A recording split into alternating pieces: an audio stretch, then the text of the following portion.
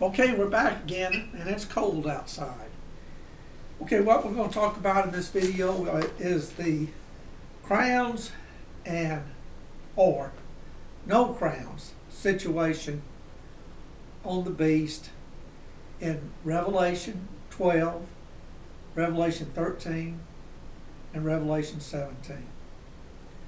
You won't find too many Bible commentators explaining why those are different in those three chapters, why they vary. So we're going to get right to it.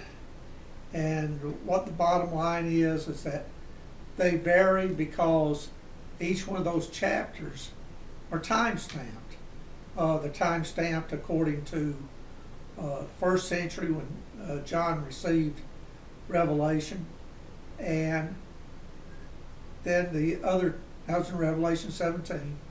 Revelation 12 is time-stamped, except for the first 5 verses, is time-stamped at the beginning of the 7 years. In other words, it's got the entire 7 year, 70th week of Daniel in that chapter.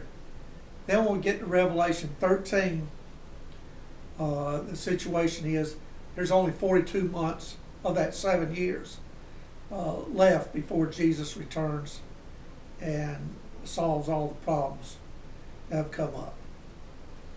So in Revelation 17, the John sees a beast with 7 heads and 10 horns, but there's no crowns on the heads nor the horns. Both the heads and the horns represent kings, and the 7 heads are sequential kings, and 5 of them had fallen at the time of John, and 1 was living at that time, and the 7th is the end times person. He's yet to come. And so that prophecy of the 7 kings was not fulfilled in the first century, but the completion will be when the 7 years begin in Revelation 12. That's why they got the heads in Revelation 12 have crowns on them, is because king number 7, which is the little horn person, the leader of Europe, will have come to power right before the 7 years start. And he has not yet become the beast because the 7 years just are just starting out in Revelation 12. So since he hasn't become the beast yet, the 10 horns are the 10 kings that rule with him. They're leaders of Europe. Those don't have their crowns in Revelation 12 because the person has not become the beast. But if you'll notice over Revelation 13, the heads, they don't have crowns anymore because King 7 will have been killed, ending the prophecy of the 7 kings, and yet the 10 horns who rule with him, those kings, they have their crowns because in Revelation 13 he's become the beast. So we got a situation where we got first century, to recap, first century Revelation 17, we'll call that the status of the beast. Let's call it the status of the beast for clarity's sake. And in Revelation 12, we got the status of the beast right before the 7 years start. And in Revelation 13, we have the last 42 months, those 7 years after this person's become the beast.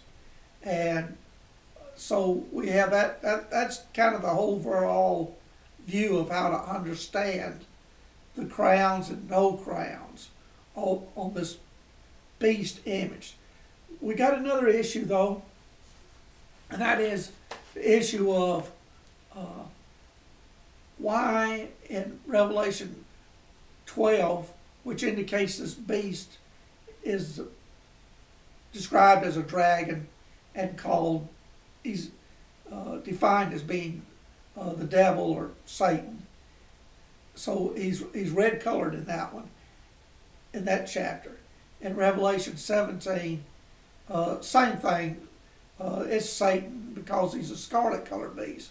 So we got Satan in those two chapters, but we don't have him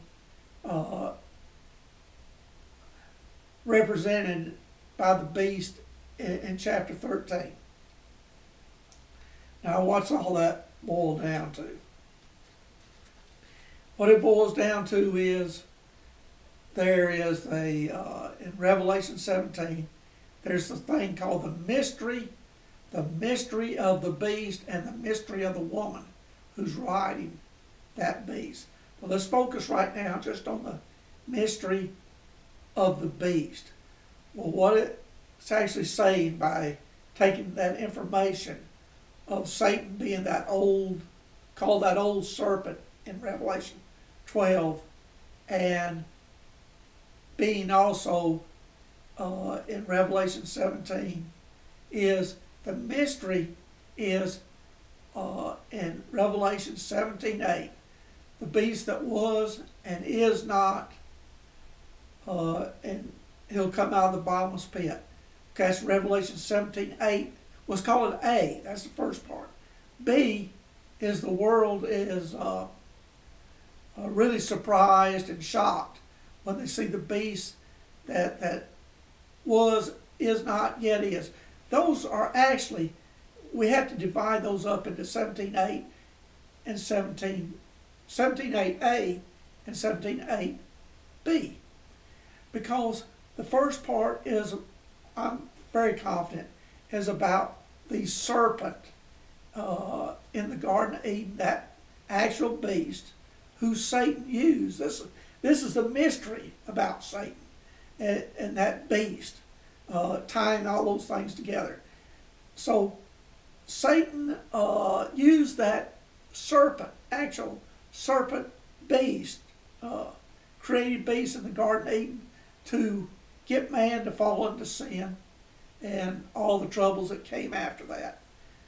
Now, in 17:8B, that's the end times person who will be killed, this little horn person.